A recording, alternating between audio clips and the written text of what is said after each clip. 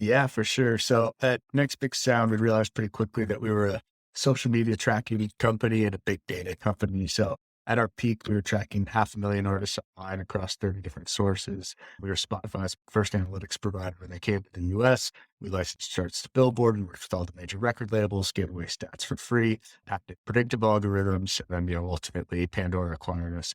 And when we got there, it was the first place I'd ever worked. I was like, I don't know what it means to have like a real job. This is totally new to me. And I loved it. I learned a ton. It was my first time at a publicly traded company too, but I just got a little bored and distracted. The joke from back in the day, I don't know if people still make it, is vesting in peace. After you've been acquired, you're just waiting for the golden handcuffs to come off. So I spent a lot of time traveling outside of New York City to the Catskills, where my wife and I had bought a tiny vacation cottage 20 minutes outside of Woodstock. And the place had been built in the 80s and it had so much potential, but it hadn't been maintained. So I decided to do a gut renovation from top to bottom. And the experience felt like time travel. I thought I'd done back in the, past 100 years. I was just like shocked by how business was done. It reminded me of my childhood too. I remember sitting next to my dad on an airplane when he sketched the floor plan for the house I grew up in. My parents are in real estate. They were always building places, flipping places, remodeling places. And around the same time, my co-founder from Next Big Sound, Samir, was remodeling his childhood home with his dad, who was a general contractor. And we're both obsessed with design. We actually met at Northwestern as two of the only people on campus who could design websites. I've got a background in print design, and we've just been design lovers through and through for as long as we can remember. And so we started working together to see if there could be a better way. And that led me to lead Pandora and travel the world for a year with my wife and 1-year-old daughter, bouncing around living in Airbnbs. And everywhere we went, I'd meet with architects, designers, homeowners, contractors, and just listen to their stories, tour job sites with them, ask about their process, sit with them in meetings and see how they worked, see what was frustrating, what was working well, where they were still using pen and paper or spreadsheets, where they'd adopted software. And that's really what inspired us to start Beam today. I love that. I love that. I want to dive into to Beam in a moment, but I'm curious about this discovery process so much because so much substance comes from it, but also there's this overwhelming amount of data that you receive. You're talking to all these different actors within the space that you're looking to work within. And how do you strategize, or how do you, I guess, organize the data that you receive? You're talking to different players in the market. Or do you focus Yeah. on the initial problem that you're looking at? Like, is it always about remodeling homes, or is it just, intake data and kind of see what output you receive? Where does the organization come from in that discovery process? Yeah, I think there's a lot of different ways you can go about this. And I've tried a lot of the different ways. I mean, I have a hypothesis and now I want to go talk to people to validate or invalidate it. I think when I was doing the early research around Veeam, I wasn't anywhere close to a hypothesis, or if I had one, it was so poorly formed, it would make sense to validate or invalidate. I really just took it from the perspective of curiosity because I was genuinely interested in learning more about this world after I'd had my own experience. And it just meant going down a lot of rabbit holes and talking to a lot of really interesting, smart people. And I found actually a lot of the most productive conversations came from other entrepreneurs who had done extensive research already in the space, who had maybe started a company in the space and were happy to share the lessons learned. That saved me a ton of time, but it also flagged where a lot of the opportunity was. I love that. I love the conversation with entrepreneurs that there's so much transparency in that, and so much learning that happens when you go down that rabbit hole.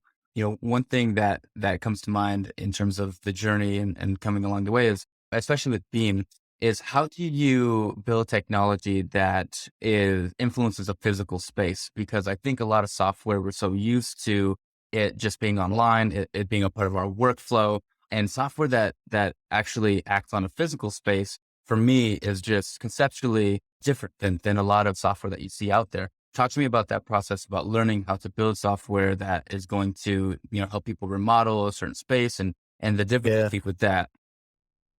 I heard someone describe it as sort of the difference between atoms and bits, right? And when you're trying to get bits to interact with atoms, it presents a whole interesting host of challenges. When you boil it down for home design, for remodeling, there's sort of some core activities that are not optional that people have to do every single time. Then there's a bunch of optional stuff you can do on top of it in a bunch of different flavors. But we learned is that the two things you always are doing are hiring someone to do the work, unless you're doing it yourself, and buying the physical products that have to go into the space. And so if you start with those sort of ground truths and then build the software up from there, I think we have a much better time than if you try and build some elaborate system that makes assumptions and doesn't start with those things that people are already doing today. That's smart. Yeah, I love that approach.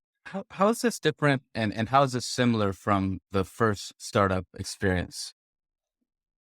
It's the first startup experience, we were in undergrad. We literally left school early and went back to finish graduation midway through Techstars.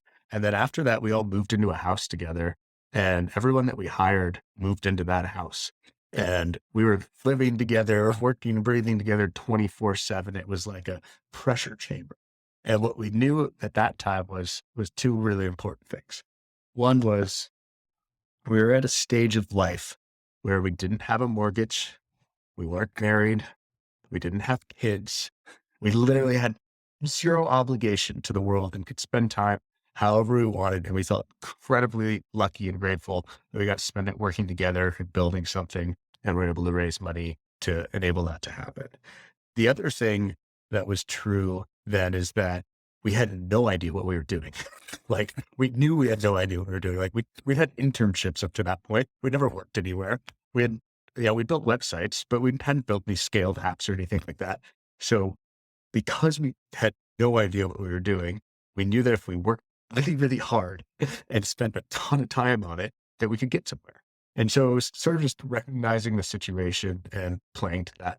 And, I'm 35 now. I've got a 3-year-old and a 5-year-old. I'm married. I have more than one mortgage, and life is totally different now. I learned that time is the most valuable resource. Money is a renewable resource. Time is not. And so now it's about spending my time as well as I possibly can.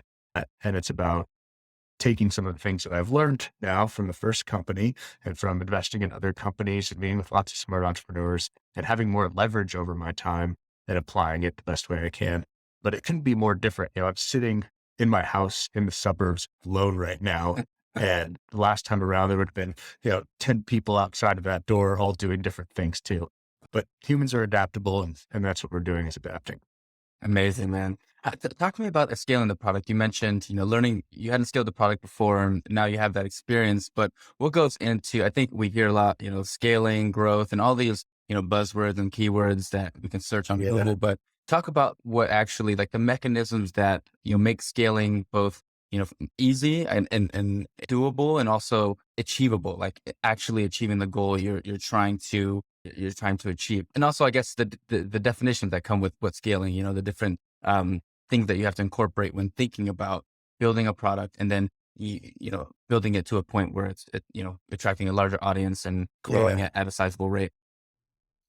Yeah. I think, back in 2009, when we were doing our first business, lean startup and Eric Ries and that sort of movement was just coming into vogue. And the idea of product market fit was very present. We read a ton of like Steve Blank back then. And I think, every time we hear someone talk about product market fit, it's like, what is this nebulous idea? It's like searching for a unicorn or a leprechaun or something. It's like, how do you find that? And I was actually on this Techstars alumni call a few months ago, and Brad Feld was on there, and I think it might have been me. Someone on the call asked, like, what's your definition of product market fit, Brad? And he's like, it's really simple.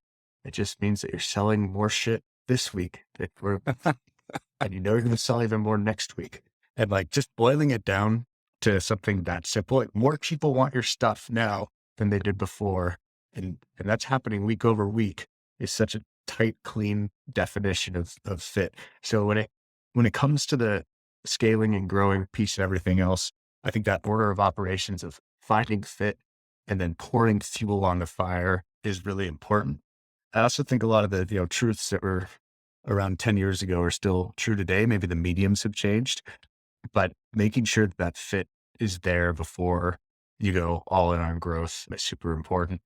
And then if you can, one of the things that we've spent a lot of time thinking about is, how do you enable that growth by nature of using a service or product, not through pulling levers outside of it. And that, is so powerful when one person uses it, and that leads to even 1.0000001 other person using it. That's how you achieve, virality. So I that's love how I think that. about it.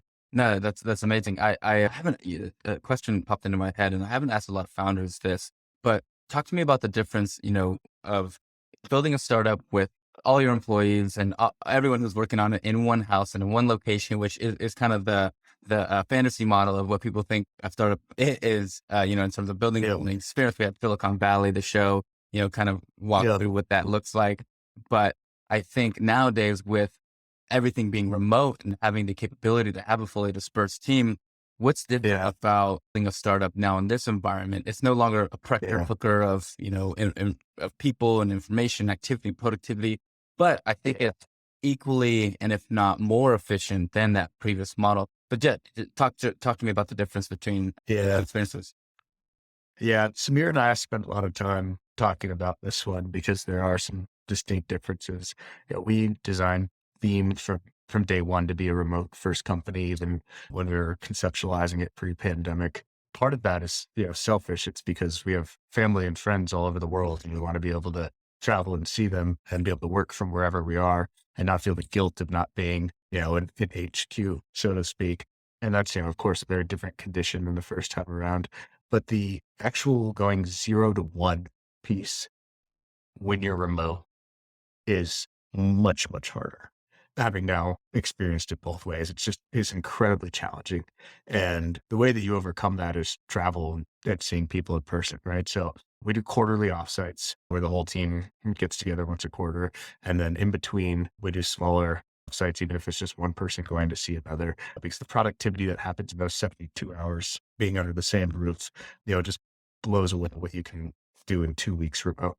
But once you've found something and are executing, and it's running like a well-oiled machine, I think being remote is a huge advantage, right?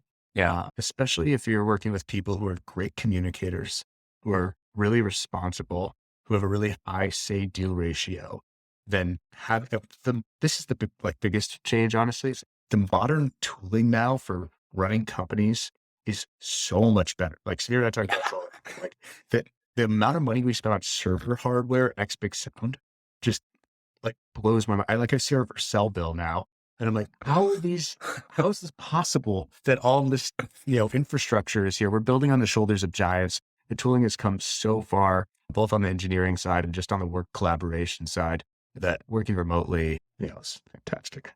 Yeah, no, I second that with, the tooling is just so exceptional now. With the company that I run with my co-founder, we use Airtable, and that Yeah. has been such a huge tool that connects with other tools and helps us not only keep track of our data and information, but take action steps and keep the communication extremely efficient. And also, Slack and all these other tools just make it seem as though you're not too distant. You're just like in the office away, but you're hundreds Yeah. or sometimes thousands of miles away. So it's incredible to see, your experience from that transition and the appreciation, I assume from, the tooling that you have access to now. Talking about the fuel of the fire, where is Beam now? Talk about the traction you've seen in the company recently. Yeah, absolutely. So we were very much a startup, the classic definition of it, a temporary organization designed to find a repeatable, scalable business model. And that's what we're running after. So we've built a ton of software. We've run a ton of experiments. We've gotten a ton of learning. We've used Beam now to remodel our own homes, see our friends remodel their homes with Beam, see strangers remodel their homes with Beam. And you caught me at a really interesting time where we're growing nicely. Things are good. I'm happy with the progress. But second time around, I think there's a case of, and knowing that time is the most valuable thing, there's this case of, I want to rocket ship this time. I don't want the slow climb up. Yeah. And I want the product market fit to feel so